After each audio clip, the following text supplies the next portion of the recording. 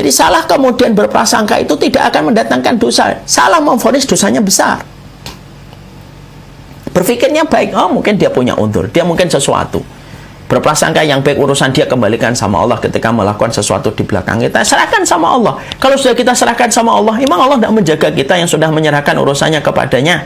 Bukankah Allah mensifati la yudayu wada'iuhu? Allah itu zat yang tidak pernah menyanyiakan titipan. Kalau kita titipkan, ya Allah, ini aku lakukan. Apa yang di belakang mereka, di belakang saya, aku serahkan kepadamu. Ya Allah, aku titipkan sama kamu. Emang Allah akan menyanyiakan titipan kita? Enggak kok. Berprasangka yang baik sama setiap orang yang ada di sekitar kita. Berprasangka yang baik.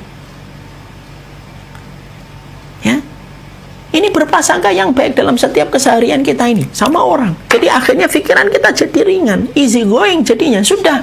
Oh ternyata dia begini-begini. Oh mungkin dia punya kebaikan yang tidak saya ketahui. Itu kan simple tapi susah dipraktekkan. Dia melakukan gini-gini. Oh dia mungkin punya kelebihan yang dia lakukan kepada saya yang saya tidak sadari. Sudah selesai. Enak jadinya kehidupan.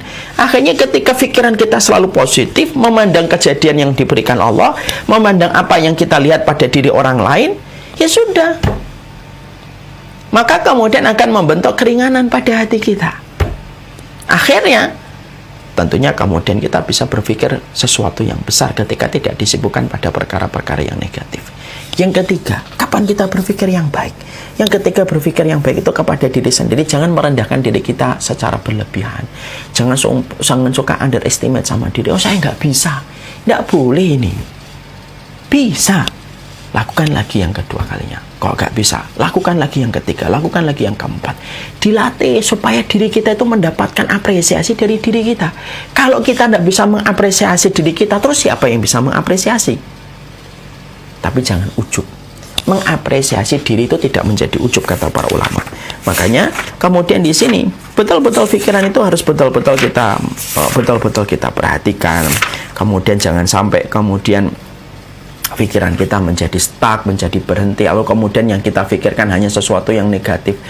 Jangan pernah memasukkan pada serambi berpikir kita sesuatu yang negatif. Berpikir itu aset yang paling berharga. Ketika berpikir itu aset yang paling berharga, jangan biarkan yang masuk pada kerangka berpikir kita kecuali yang membangun kebaikan, membangun potensi, membangun kebaikan kita, yang membangun kebaikan hidup kita. Selebihnya tidak usah kita pikirkan.